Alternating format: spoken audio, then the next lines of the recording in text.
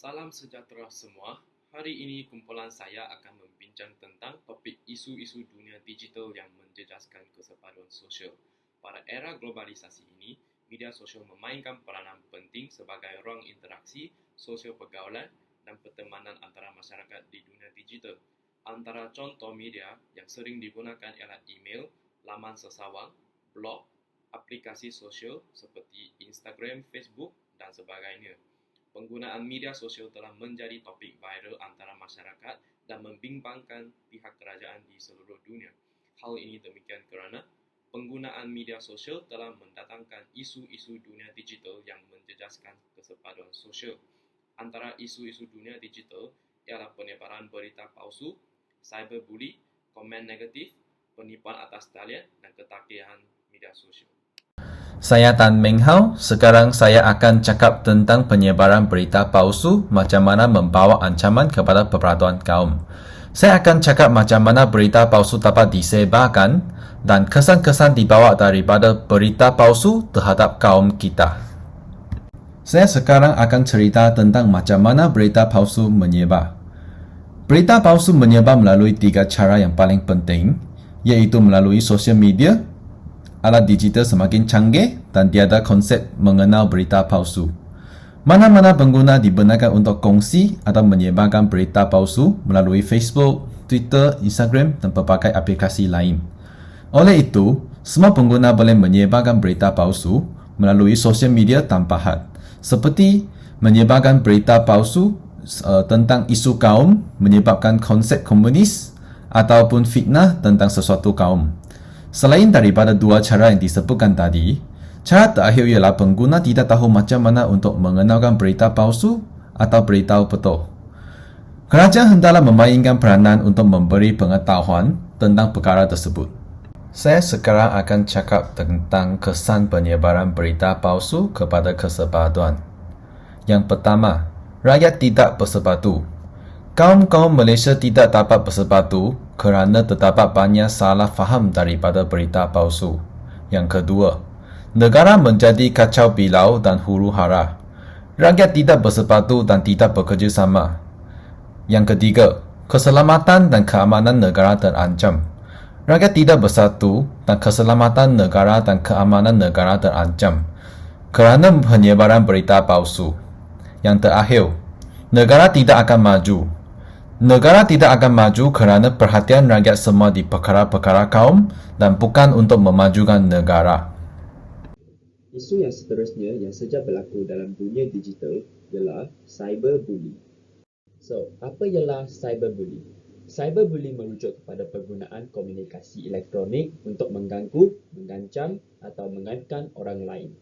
Contoh bully cyber termasuk menghantar teks atau email yang menyakitkan orang lain, menyiarkan mesej yang menyakitkan orang lain di media sosial dan juga menyebarkan khabar angin dalam talian. Khabar angin macam rumors dan sebagainya. Contoh cyberbullying. Contoh yang pertama ialah gangguan internet. Gangguan berlaku apabila pembuli cyber menghantar mesej dalam talian yang berterusan dan menyakitkan hati kepada mangsa. Mesej ini boleh mengandungi ancaman. Yang kedua ialah cyber stalking. Dengan cyber stalking, pembuli cyber memantau kehadiran dalam talian mangsa dengan teliti. Pembuli juga boleh membuat tuduhan dan ugutan palsu terhadap mangsa dan orang tersayang mereka.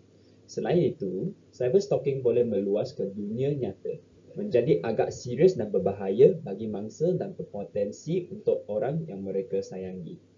Yang ketiga ialah dissing. Pembuli cyber membunuh mangsa dengan menyebarkan maklumat kejam tentang mereka. Pembuli berbuat demikian melalui siaran awam atau mesej peribadi dengan niat untuk merosakkan reputasi atau hubungan mangsa dengan orang lain. Yang keempat ialah mendaftar profil palsu. Pembuli cyber boleh menyediakan profil dalam talian palsu bagi pihak mangsa. Mereka boleh menggunakan profil ini untuk menerbitkan kandungan palsu dalam nama mangsa mereka tanpa kebenaran mangsa. Yang kelima ialah catfishing. Dengan catfishing, pembuli cyber mengeksploitasi emosi mangsa. Pembuli cyber yang cuma menangkap mangsa mencipta identiti dalam talian palsu dan berpura-pura menjadi orang lain. Pembuli kemudiannya boleh terlibat dengan mangsa menggunakan identiti palsu ini dan membina percintaan dalam talian. Lama-kelamaan, mangsa mungkin mempercayai pengguna dalam talian dan berkongsi maklumat sensitif dengan individu tersebut. Kemudian, pembuli cyber boleh menggunakan maklumat ini untuk memalukan mangsa dan merosakkan reputasi mereka atau mendedahkan mereka. Yang keenam ialah trolling. Tidak semua membuli cyber dianggap sebagai pembuli cyber. Tetapi, pembuli cyber boleh mengecoh mangsa atau trolling mangsa dengan menyiarkan komen menghina tentang mereka dalam talian dengan harapan dapat mencederakan individu ini. Hai, nama saya Teh Ning Ziang. Sekarang saya akan bincangkan tentang isu dunia digital yang memberi ancaman kepada kesempatan sosial, iaitu komen-komen negatif. Okey, sekarang saya akan berikan beberapa contoh kes yang diakibatkan oleh komen negatif di sosial media. Contoh yang pertama, mangsa tersebut telah bunuh diri diakibatkan oleh komen-komen negatif di sosial media. Komen-komen negatif di sosial media mangsa tersebut telah menjejas kesihatan mental dia dan mengakibatkan dia kehilangan nyawa. Contoh yang kedua, kes ini berlaku di Malaysia. Kita boleh lihat kepada tajuk berita tersebut, wanita mati lepas dihambur komen kebencian di TikTok. So, impak komen negatif ini sebenarnya amat besar. Komen-komen negatif ini telah menjejas hubungan baik yang telah dibina oleh pelbagai bangsa terutamanya di Malaysia.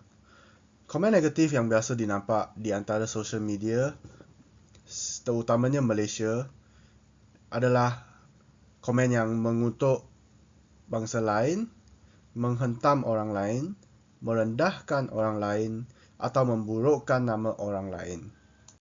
Komen negatif sebenarnya akan menjejas kesepadan masyarakat secara tidak langsung. Kita lihat kepada apakah kesan komen negatif di sosial media.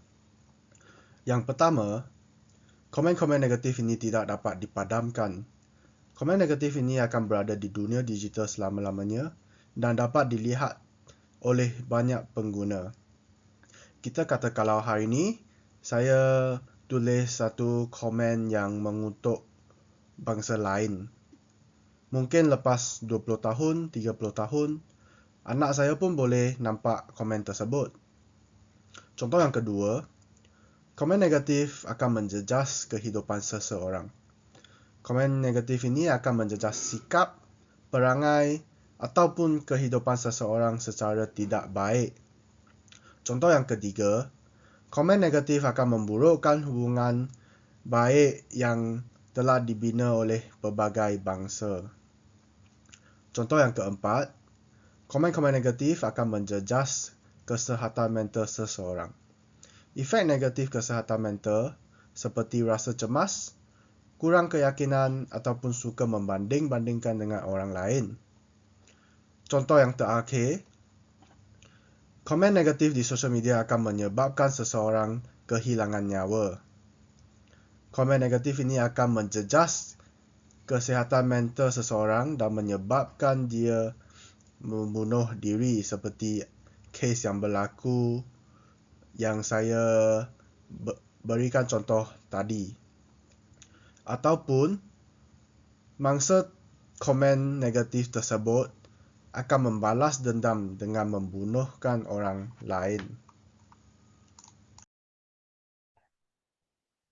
Penipuan atas talian ataupun online scamming dalam bahasa Inggeris secara umumnya dapat difahami sebagai satu gelar penipuan atau kecurangan yang dilakukan melalui atas talian demi keuntungan peribadi.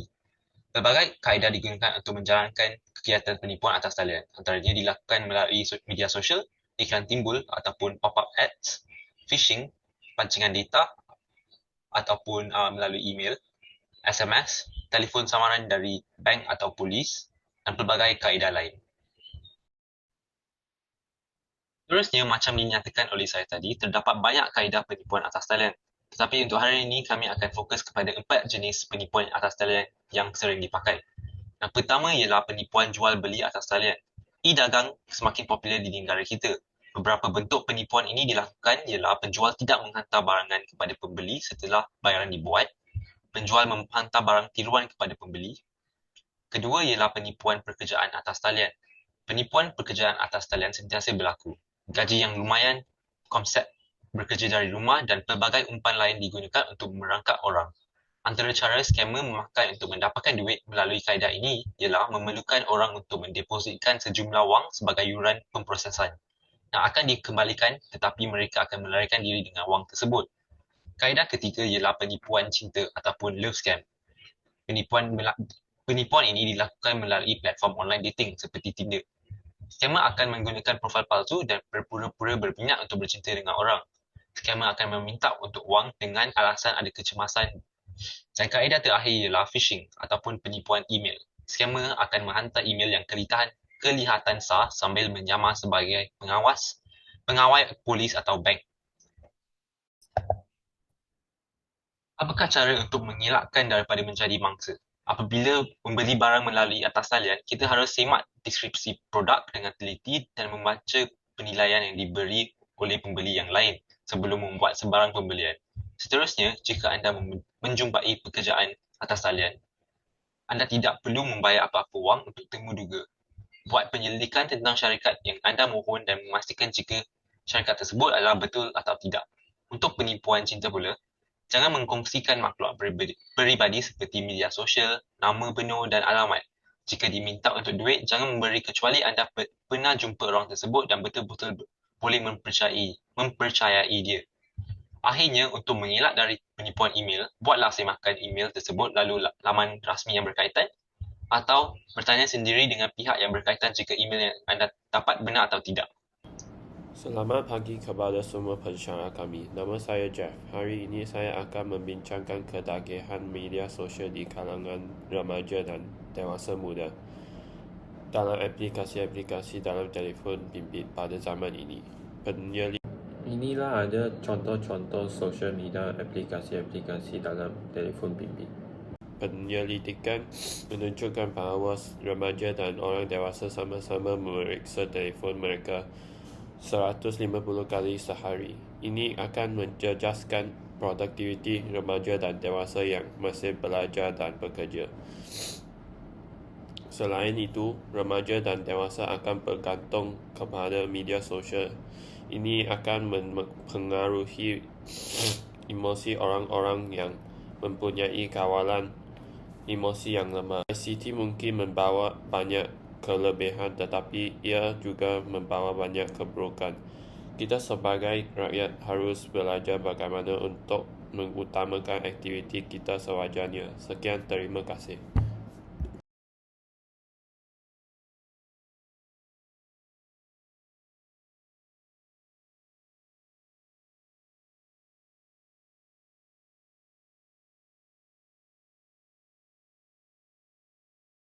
Sebagai konklusi, terdapat banyak isu-isu dunia digital yang akan menjejaskan kesepadan sosial.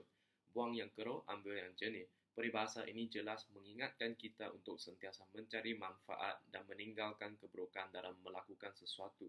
Dengan penggunaan yang betul, media sosial akan mendatangkan banyak faedah dan isu-isu digital akan dikurangkan.